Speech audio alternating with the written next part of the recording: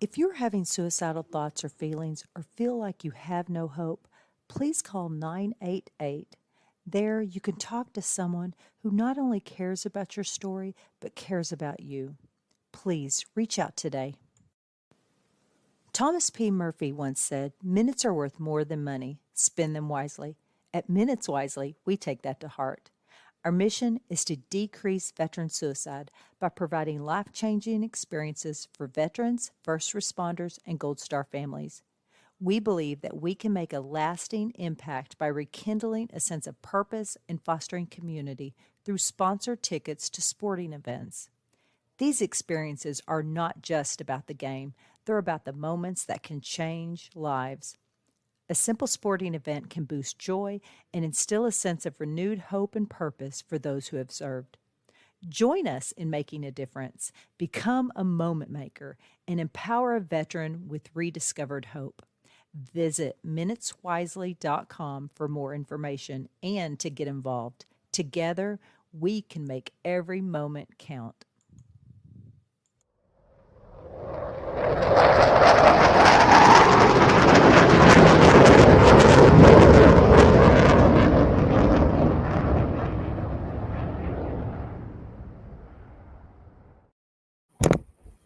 Good evening. Good evening. Hello. How's it going, man? Welcome back to another. Dude, that aftershock shook my car, dude. That was so loud. Holy crap. Yeah, that flyby was for Zach. It was awesome. Welcome back to another episode of TSP.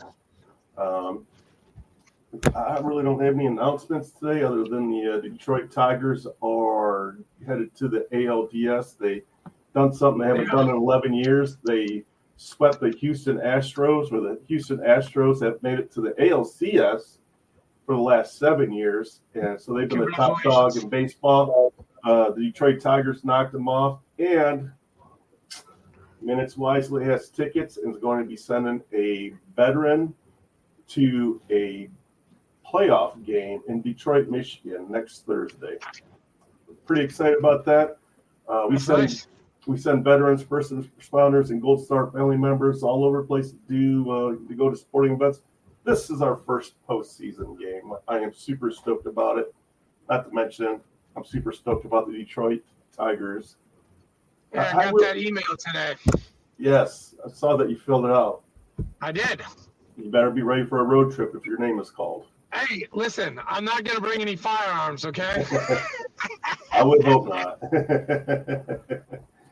So, did you have anything to add? Wait, I was going to say Vet Fest this Saturday, but yeah, Vet Fest is. That'll be in the past by the time this airs.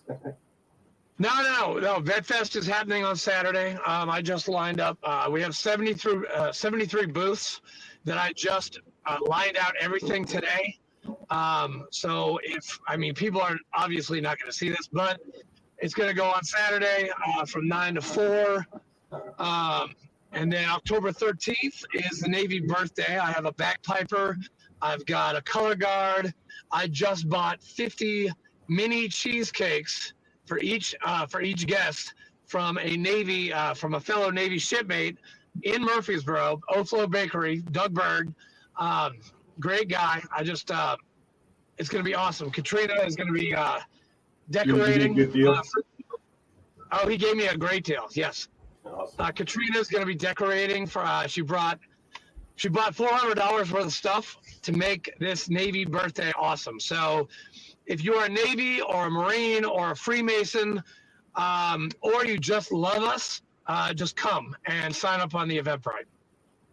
So, are you going to have a boats there, and every time somebody walks through the door, he's going to whistle them in?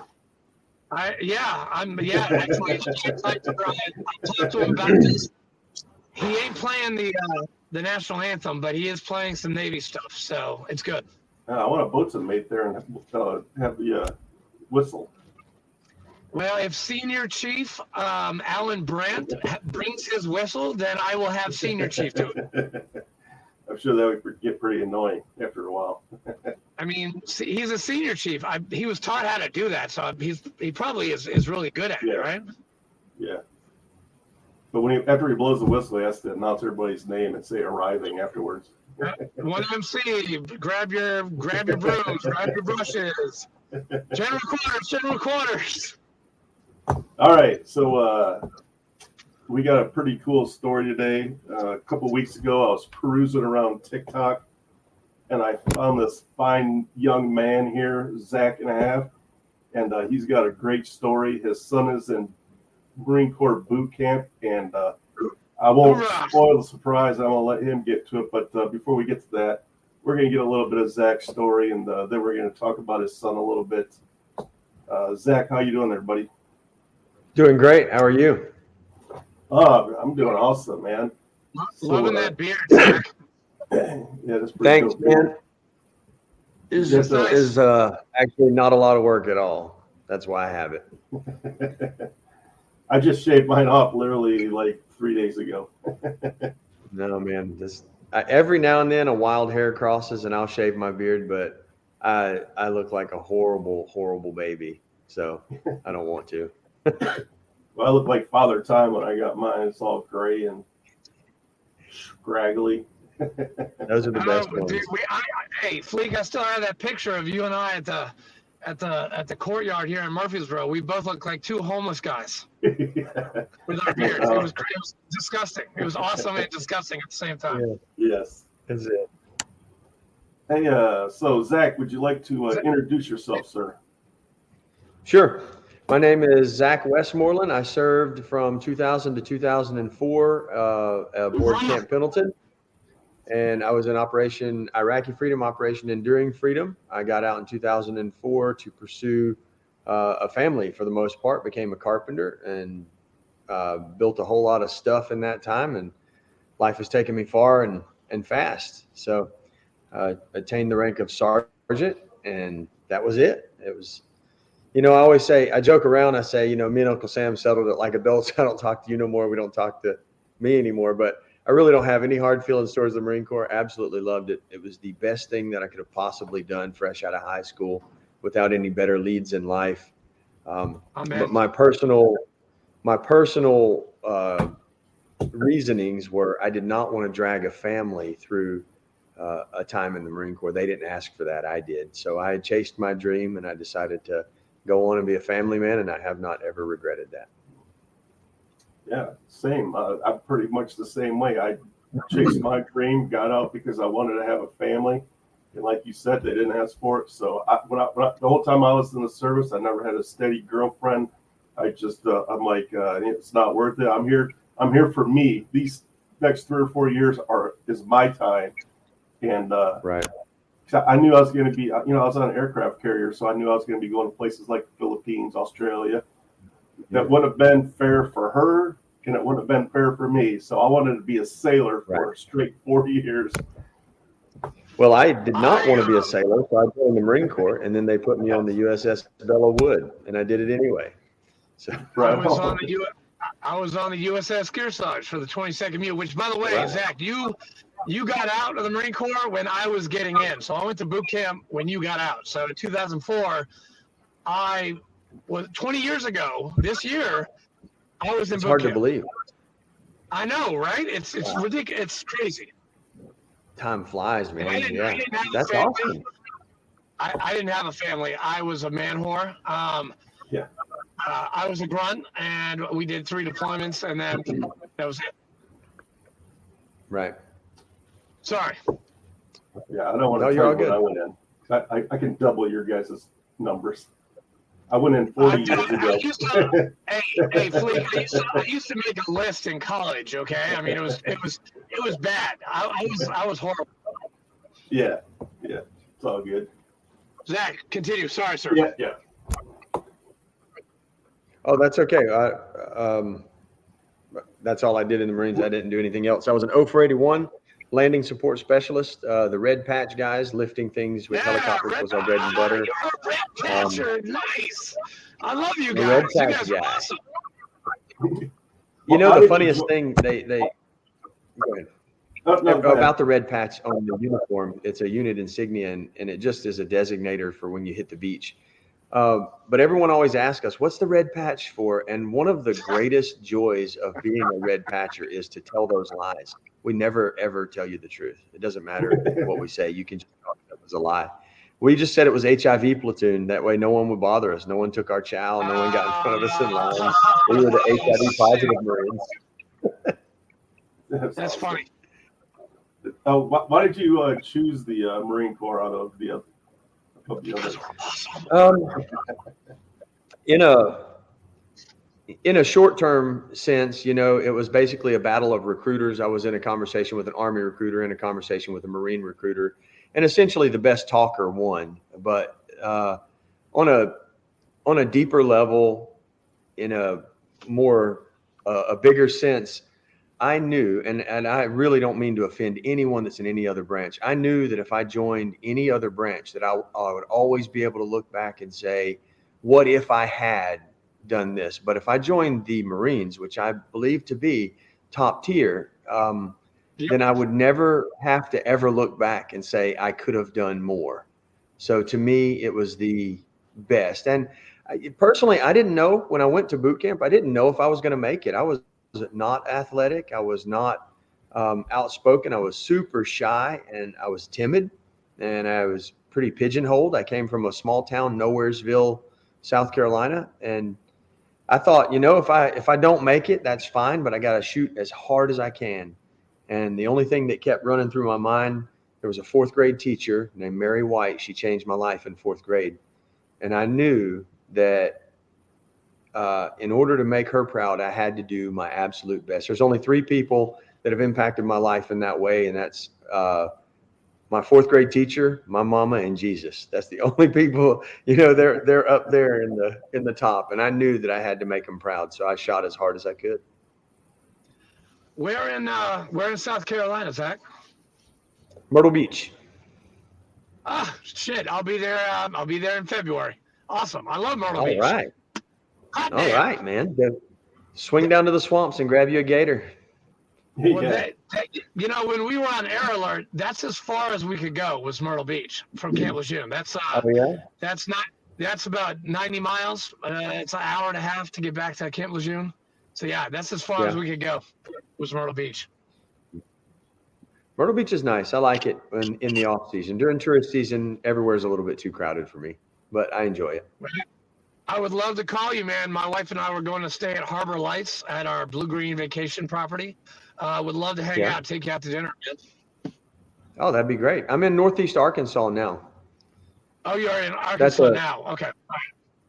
Yeah, that's another huge miracle story how we got here. But I'm originally from Myrtle Beach, South Carolina. Okay. Good to go. Did you make it back a lot? No, we generally try to make 1 or 2 trips a year. 1 trip a year around the beginning of cold weather. We like to go and make a big seafood run and go get our own oysters and shrimp and things like that, and make family visits then. That is awesome. Hell yes. Yes. Sorry, Tennessee can't do shrimp and oysters. We haven't. Sorry, no. Not gonna find them here. No, that's what they can't. They don't have seafood out here. We didn't make it back these past 2 years. We've been busy, pretty busy on some things, so we didn't make it back. Right on. Hey, I'll be sure to send you. I'll pick up some stuff and send it to you, man. You just give me your address. When I'm there in February, I'll send you some stuff. Oh man, a bushel of oysters. I'll pay you whatever you want. You got it, man. I'm an oyster lover too. Okay. Love them. You got them. I'll get you a bushel, no problem. We'll keep in touch. That'd be great. We'll keep in touch. Okay, good to go. Yeah, the funny thing is that Andrew will do that. Yeah, that's the cool thing, man. People are more important than things. I love people. I love meeting people all over the place. Yeah, that's pretty awesome. So how'd you end up in Arkansas? Well, I don't want to take up a whole lot of time. I don't know how much time you've got allotted, but it is a bigger story. I'll give you the short of it. Hey man, you joined got, the Marine Corps. you got 45 minutes, man. You're good. Oh, okay. Well, I got out of the Marine Corps, and when I got out of the Marine Corps, I've been serving in church in some capacity for as long as since about 2 years in. I really got serious about my relationship with God and became obviously a leader. People look to you as a leader in the faith, and I've been serving in some capacity. everywhere I go. So I moved from San Diego, California, from a big church there to go to a church in 29 Palms, California. Ironically, as a Marine, Oh, I Jesus. swore I would never, ever, ever go back to 29 Palms. And I've been the Lord has a twice. sense of I humor. He hate that said, we will place. put you there. Yeah, me I too. hate People that ask why place. we train there. I said, because that's the temperature at which Marines boil, you know? So we got back to 29 Palms. I helped my wife's pastor out for a few years. The opportunity that was there wasn't there, so we moved after that. But during my time in 29 Palms, I met a young lieutenant that came through the church. I was not on the base or serving in the military at all. I was just serving in church.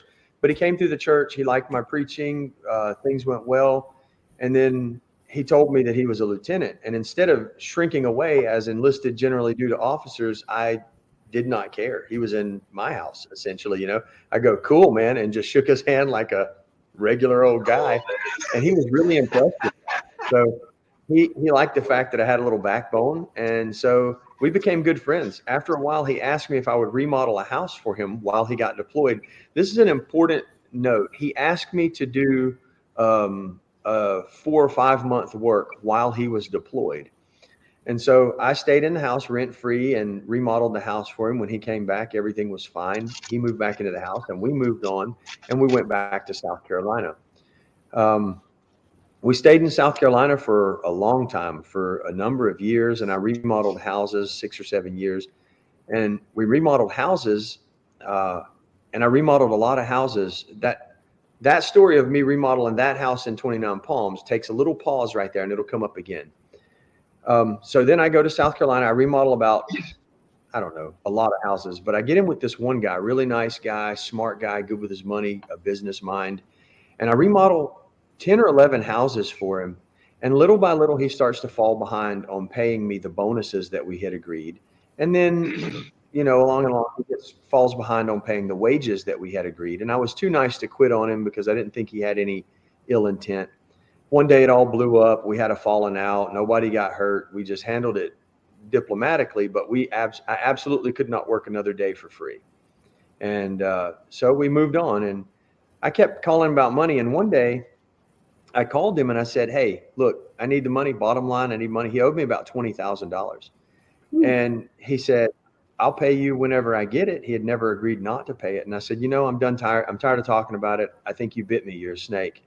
And he got so hurt by me calling him that he was furious at me. He was absolutely livid. So during this time, I had no money. It was the worst financial spot I had ever been in. I went to do repairs on a home in exchange for rent. We didn't have a toilet. We didn't have a refrigerator. We didn't have a stove. We didn't have AC. There was no carpet on the floors. The ceiling was falling in. And this is the first time I've ever said this publicly because I'm absolutely embarrassed at the conditions we were living in. The septic tank was open in the back. It was the worst poverty I'd lived in. And I came from poverty. My mom, we picked up Coke bottles on the side of the road just to buy fishing line, just to catch dinner.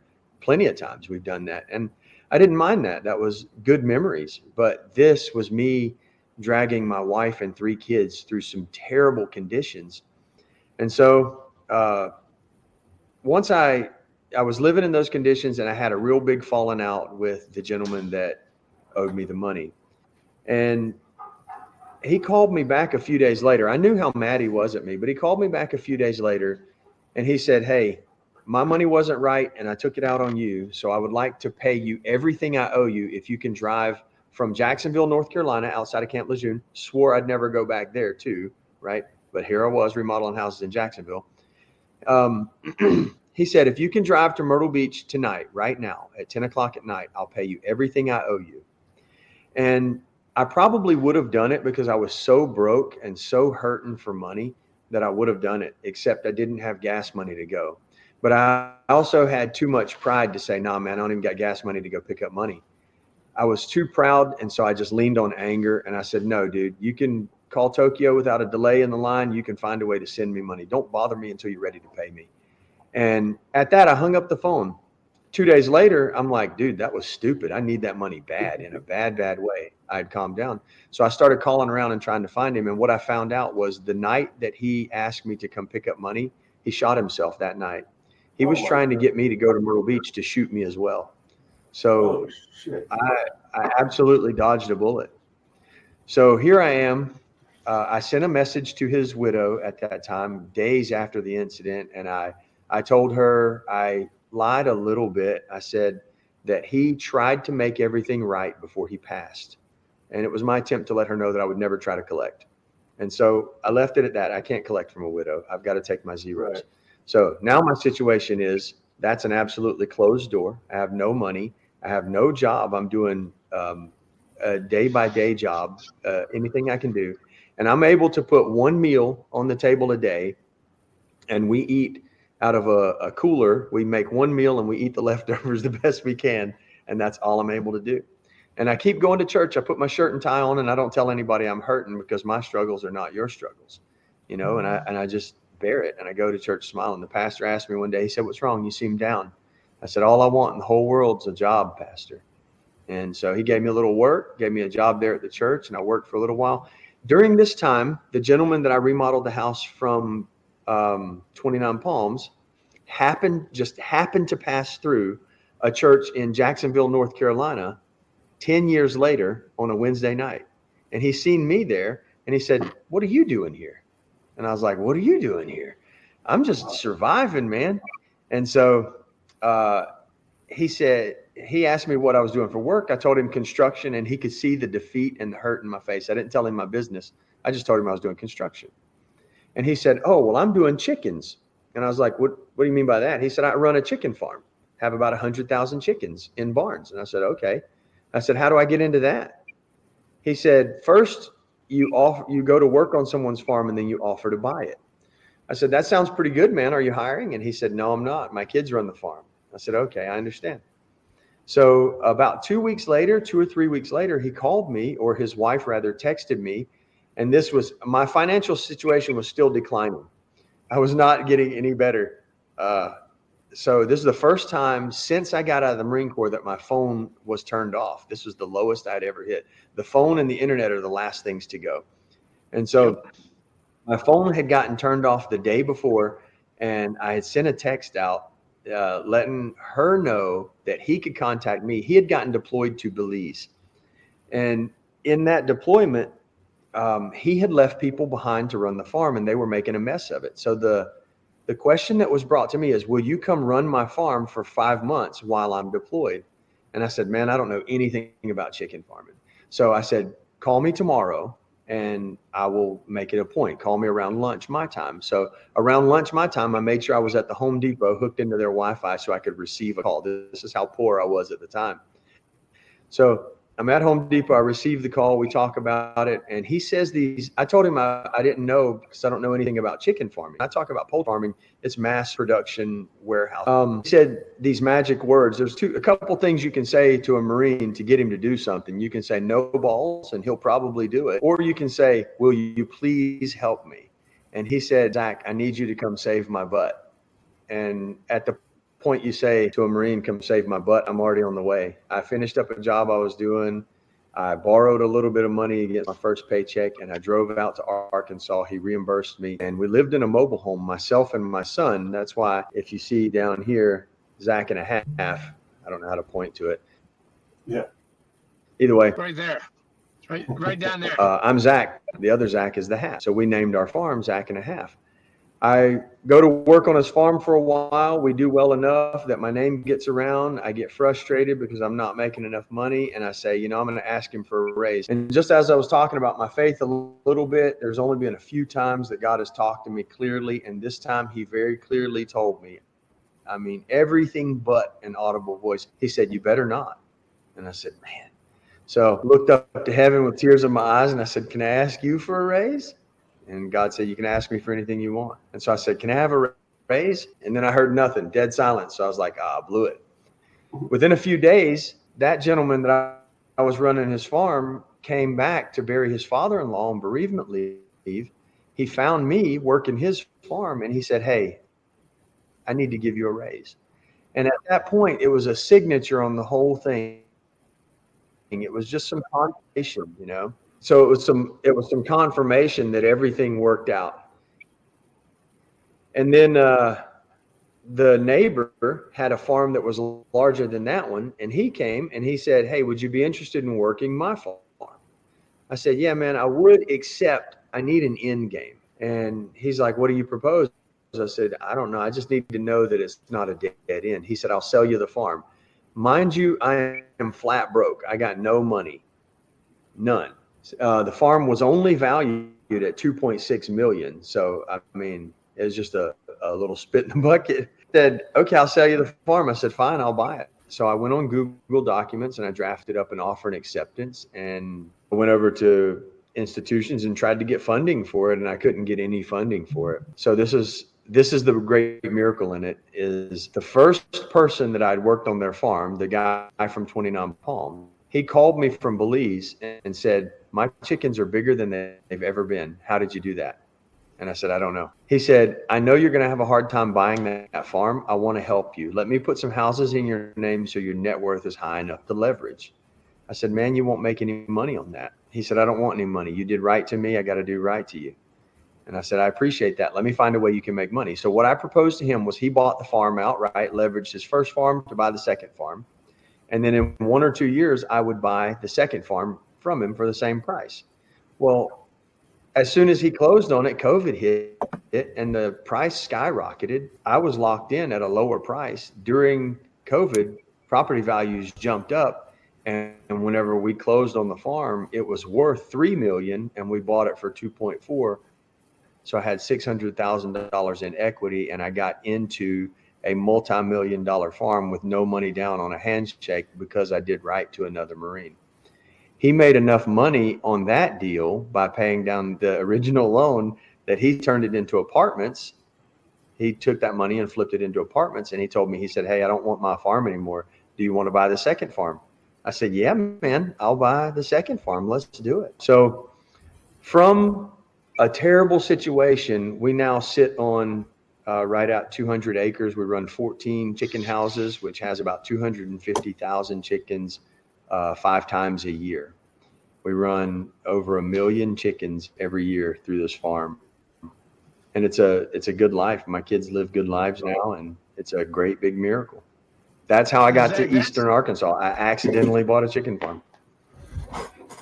I was just saying, well, Zach, that's really cool because in my leadership Rutherford, I just learned about agriculture. I went to Lane Agri Community Center yesterday. I went to Nissan, and I went to the Nissan factory, and I went to the co-op in Smyrna, which they make all the seed and feed for all of the livestock here in town, like pigs, sheep, chickens, polar bears, like whatever. They do it. It's awesome. And I know that you being a farmer, I've never been a farmer, but being a farmer, that's fucking tough, man. Hats off to you. That's awesome. Well, you know, it seems tough, but being a carpenter is harder. It's not the hardest job. If you can read and write and you can fix electrical, plumbing, and mechanical problems, you could be a chicken farmer. It's just a matter of having daily chores. There's just work to do every day. And I'll be honest, one of the hardest parts about Zach being in boot camp is he is a great worker. He runs a big portion of the farm. He and my 2 daughters essentially run the whole farm. So it's not terrible work. It's the job that gives me the most disposable time and the most disposable income that I've ever had out of any job. Hey, Zach, oh, sorry. Go ahead, please. Go ahead. I was just going to say, what do you do with the chickens? You sell them to like... Our company that we work with is Pico. They're called an integrator. Tyson. Because they just, all we do is raise the chickens. Yeah, it's something like Tyson. We're the 8th largest integrator. They are the 8th largest integrator in the U.S., and they're out of Mississippi somewhere or Alabama. But it's Pico. It's contract growing. So basically, we don't own the chickens. We just have a place for the chickens to grow. We keep them for 60 days, and they turn into 10-pound chickens in 60 days. Wow. Nice. I had no idea. Hey, Zach, I got a military question for you. One. Okay. What battalion did you graduate from, and what battalion is your son in right now? I am a 1st battalion. 1st battalion. I know. And he's in 3rd Battalion. And as soon as he told me that, I thought, great, he'll never shut up about it. You know, those guys got new barracks. They don't live in the swamp anymore. 3rd Battalion got new barracks? Yeah, that's right on. That's right in the center now. It's not back in the swamp where you couldn't hear screams. Oh, great. Now they don't have any more bragging rights. Maybe they'll shut up. When does he graduate? October 25th. Oh, right on the corner. I'll be there. Hey, I'll be there. I promise to be there. I haven't Really? gone to Paris Island this year yet. Oh yeah. Man, we would absolutely love that. You see this? This gets me onto Paris Island. This gets me onto every single base in the country. I am coming That's to his awesome. graduation. That's awesome, man. We really look forward to seeing you there. It's going to be great. Dude, we will go get oysters and I'll take you to dinner at the Crab Shack. I'll take all of y'all to dinner. Down in Savannah. Brother, I you promise. said I swear. oysters. I'm going to be there now for sure, too. Man, all their food is steamed. It's a Crab Shack on Tybee Island. It's probably about 35 minutes south of Paris Island, but it is the best food in the Low Country. I swear to God. Merle's Inlet. That's where I always go to get my oysters. We're Merle's Inlet family. That's awesome. Well, that's yes, great, man. I will be there. That's awesome. I'll let him know. I'll send him a letter please. tonight. Can you I actually, it's funny. Fleek and I we're VFW members, and one of our members, his son just graduated from San Diego 2 weeks ago. Oh, great. And he was a Navy SEAL, and his son just graduated golf company 2 weeks ago in San Diego. So now his son is in the fleet, and your son is about to be in the fleet. How much time has he got left? Well, he has MCT, and then he'll have 2 months and some change of school. He's going to be a cook. Oh, good. We love the cooks. I love cooks. Yeah.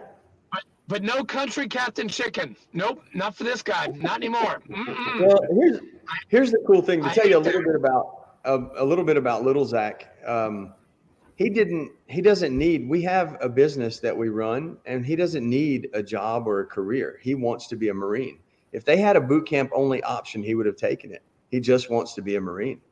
That was his only driving force. Now, when it came down to jobs, he simply did not want to be an electronics technician. He didn't want to be a phone repairman. He didn't want to be a computer guy. So he said, "I'll take cook." And so he didn't care what he did. He didn't care. That's good. That's great, man. Awesome. That's awesome. He just had to have that title. He would not sleep until he had it. It's a great title to have. I will tell you. Yeah.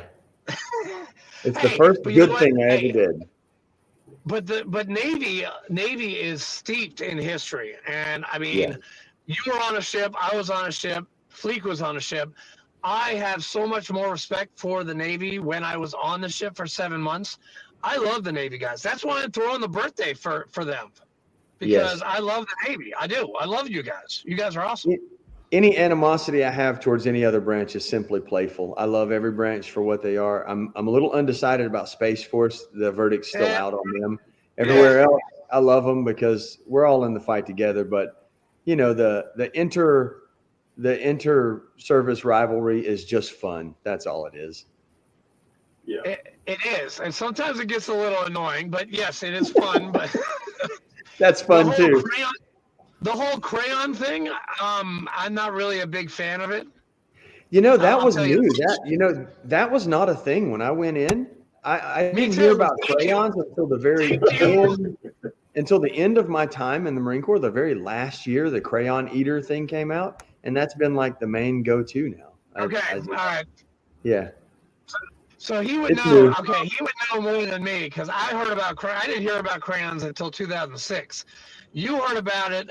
Like I was in boot camp in 2004. You were getting out, and you were in California getting out, right? Yes. And that's when so the crayon thing must have started in California. God well, damn I just heard about it a couple of times. I didn't hear anything special about it. And then we were chatting with some of my Marine buddies from back in the day on a message room. And they're like, when did this crayon thing come out? You know, that's new. Nice. Nobody's familiar with it. It's a new Marine thing. It's probably like It's stress a new. cards. It's a boot thing. Yes, it It's is. a boot thing. And by the way, I'm a boot to you, and I'm a boot to Only Fleet. So barely. I am the Buddhist of the boot on this show tonight. Again. Cool. Hey, Zach, are you a shellback? No. I did not do. Oh, shit.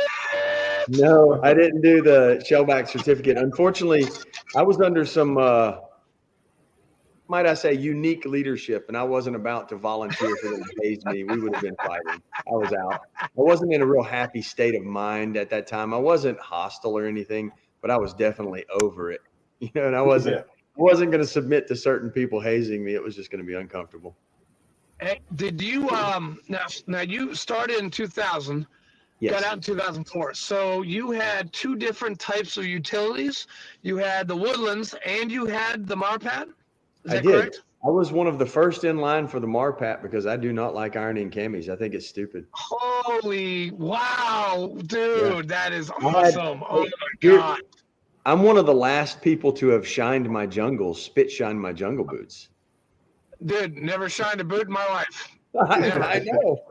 Yeah, Wow. that's awesome. You are like that's history, man. That's Top history. dog, man. Yeah. Hey, can You we are talk about your He's a son son now now. and how you're can we talk about your son now and how you're fucking with him? Yeah.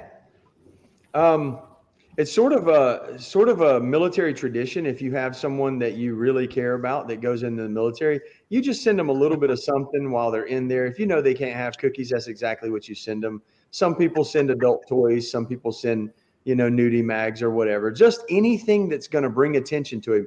There's two ways to get through boot camp and do well. One is to be the guide, the high shooter, the honor platoon man, to be the top dog.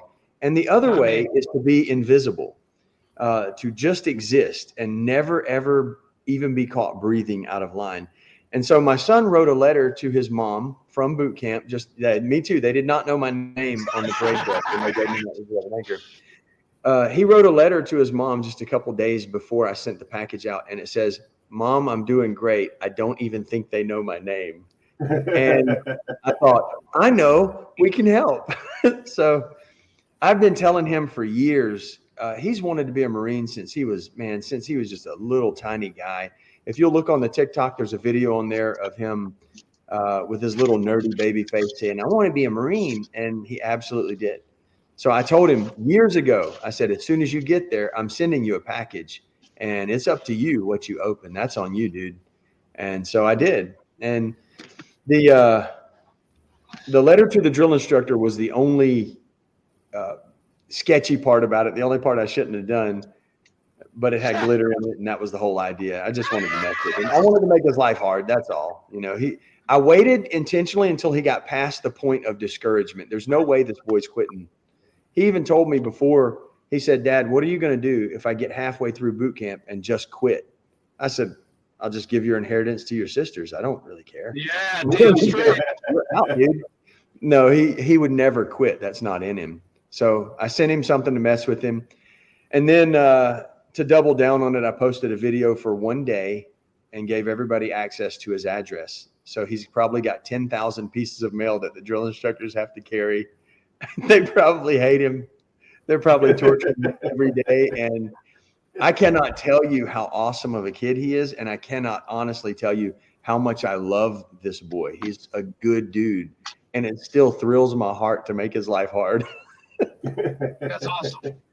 People say, "What did he do to deserve it?" I said, "Nothing at all, man. He's a great kid. He's respectful. He's a hard worker. He pretty much had it coming." That's awesome. Well, God bless him, man. When I post this podcast, I'll put the links to your TikTok in the description. Okay. Also, so That'll be a lot of fun. Veterans will get a kick out of that. Yes. And Zach, by the way, since I am coming to his graduation, I will be in full dress uniform for his graduation because I am now 200 pounds and I can fit into anything now. That's awesome. Great. Hey, interesting thought. Whenever he left for boot camp, our family sort of imploded on itself. We were not prepared for how much we would miss him. And so we started doing things to fill the void. And our family has been in the gym 6 days a week since he left. We're doing jujitsu 2 nights a week, and we're doing cardio and muscle training groups. And so whenever he sees us, he's going to be as surprised as when we see him. He's not going to, we've all changed. We've dropped inches, we've dropped pounds, we've dropped, we just look a lot better. Yeah. What belt are you in jiu-jitsu? I am below a white belt. I'm a training dummy. Okay. No, I'm probably really close approaching blue belt. I'm just, we've only been doing it for about a year and a half. And my goal, you never ask for a belt, but my goal is to work real hard and pin that blue belt on before we pick Zachy up, because that's just one more thing to rub in his face. He was doing jujitsu with me before he left. You can do it. I know you can, Marine. I'm going to keep on going. I'm not quite a blue belt, but I'm a nasty white belt. I'm getting there. Hey, if you ever want to sprawl, go ahead. I'm a white belt with a black stripe. I can't do an omoplata, but I can definitely do a triangle, and we can get on the mat, man. Let's make that a thing. Oysters and jiu-jitsu. I don't think I've ever had a better day. Dude, I'm putting that in my calendar right now. Oysters and jiu-jitsu. I'm in. We were actually just today, my daughters have jumped in jiu-jitsu with us, and we're looking for gyms around Parris Island area that have open mat days on the days we're going to be there, and we're going to jump in. I'll do some research. I'll do some research. Great. I know I still have some people down there because I lived in Savannah for 17 years, and Bluffton, Beaufort. That's like I used to go there for fun. That's where I was remodeling houses in Charleston. Okay. All right. Yeah. I will research jiu-jitsu gyms. Yeah. Zachy's probably going to give me my first lesson in jiu-jitsu as soon as he sees me on the parade day. That's all I put him through. Yeah. Now, he has, he's probably getting he's doing something called McMap. Now, did you do McMap? I did. They were just now instituting McMap. It was a relatively new program. We brought a McMap instructor on ship with us for our deployment, so everyone got bumped on up to green belt, and we got some training in. What I have learned about McMap compared to straight up jiu-jitsu is that it's a little inadequate. It's a very well-rounded baseline, but when you jump in with a practitioner of jiu-jitsu, you don't stand a chance. No, not at all. Yeah, McMap is ill-equipped to deal with someone that is good at twisting you. Marine Corps. Yeah. Marine Corps. Right. Basic warrior stance. Jiu-jitsu training with the basic warrior stance. Yeah. No offense to McMap and the people that brought it up. I am a 10 belt ninja, and I am proud of that. Good. Wow. A lot of motorcycles in that. A lot of motorcycles on the square right now. I was gonna say, you all right there? You getting No, jumped? I don't know. I'm a little freaked out, man. I didn't bring my gun. You don't need your gun. You got jiu-jitsu, man. Yeah, you got a white belt and a tan belt. Hey, but I do have a black belt in Taekwondo, so. Oh, good deal. But Taekwondo and Jiu-Jitsu, that's totally different fighting. Yeah, they are. Worlds apart. Because, 90% of the time, where does the fight end up? On the ground. On the ground, and that means Jiu-Jitsu guys can go to town on you. Yep. The only people I know that could really, really hurt you without ever hitting you, they just twist things wrong. I like it. Yeah. Oh, Lord. Oof. Okay, this is going to be fun. This is going to be a fun trip. I can't wait. This is going to be awesome. I'm pretty excited myself. I bet. So, are you ready? Should we ask him the question now? Do you want me to do it? Or I've got it. I've got the questions right here. Yeah. I found it. Yeah, go right ahead, man. I'm ready. Zach, we ask these questions to every single person that we've interviewed. Okay. And so pick a number between 1 and 10. Okay. And tell me your number. What number do you pick? 6. Yes. All right, good. Because most of our guests pick 7, and we've done 7 like the past 5 interviews. So this 99%. I usually pick 7. Yeah, well, thank God you did. All right, question number 6. How did you stay motivated and resilient during the toughest times in your service? You know, I have to be honest. There were times I didn't. You know, times that you just let your guard down. But you always come around, and you have to pull yourself out of it. It's not sustainable to think that you're always going to be a motivated person.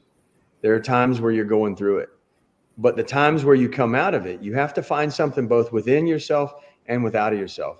Outside of myself, I know that people are watching me. When you get up a rank or two, it's younger people that are watching you, and you don't want to embarrass yourself, and you don't want to lead them astray. Inside yourself, it's simply a matter of, I know who I am, and more importantly, I know who I'm not. I am not a slouch. I'm not lazy. I'm not a loser. I'm not stupid. All these things that I'm not. And by falling down on the job and staying down, I'm proving that I am. So just a matter of knowing what I'm not. Wow. Dude, hey, Fleek, that's a quote for your next cookbook, man. Seriously, that was a good one. Yeah, that was a good one. I'd be honored. Knowing what you're not. Yeah, know what you're not. That's amazing. All right, I man. got Thank you. I got another quote I'll share with you, and maybe you could use Yeah. it. I'm going to put it on Squad Life has reached out to make some Family Day shirts for us, and we appreciate that so much. But we're putting a personalized family quote at the bottom on each shirt, something that we've all said to Zachy or Bubbaloo or whatever we're calling him these days, boot camp boy. And what I've been telling him for a long, long time is this quote. There's pancakes in the morning. I knew when I went through boot camp, it didn't matter how hard the training day was or how close to death I came. I knew that when I laid down, I would get up in the morning and there would be pancakes in the morning. They're not the best pancakes and you don't get syrup, but there's always pancakes in the morning. So it doesn't matter how hard your day gets or how hard life gets, there's always pancakes in the morning. Amen. Yes. And yes. Hey, Paris Island, you need syrup for the pancakes, okay? Yeah. Please. Yeah. Wow, that was a good one too. Yep, there's Yeah. pancakes in the Always morning. So when life kicks you down, it'll get better. There's pancakes in the morning. Man, Hell yeah. I love pancakes God too. bless you. The buttermilk Was it- pancakes, man. All right, you Zach- guys got anything else before I hit the No, end Zach, record button? hey, Zach, thank you so much, man. This was awesome. Our pleasure, man. It's a real pleasure. I look forward to seeing you. Yeah, I'll see you October 25th. And Mr. Richard, you're not very far away. If you need anything, we're not too far away, just Yeah. a state away. This world's not as big as I used to think. You let us know. We'd love to meet up sometime, anytime. Yeah, I would Yeah, love you're to, like, man. 3.5 hours away? 4? Maybe. I don't know. Where in Arkansas are you at? Northeast. Northeast. Okay. Yeah, so- Yes, that's pretty close, yeah. Yeah, we're outside of Memphis, about an I hour was going to outside. say, how far are you from Memphis? So you're only probably like 3 hours away. Yeah. Yeah. We're Yeah, about, just don't- what are we, an hour and a half away from Memphis? About 2 hours from Okay, Memphis. so 2 hours from Memphis. So, yeah. Just drive Just go, around just, go, Memphis.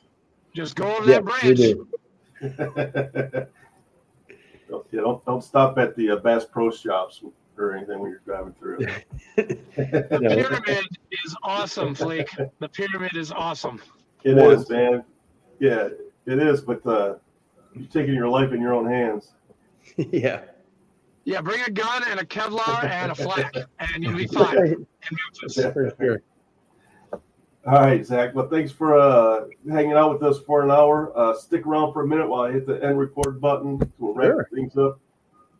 TSP people, thanks for tuning in. It was a great episode today. Even though Andrew's in some dark, I don't know where he's Sorry, at. man. I'm sorry. This is the best I can do. I don't have a backlight in my car. It looks like I you're tried to do the outside. best I could. Looks like you're outside a Mama San shop. Hey, hello. That's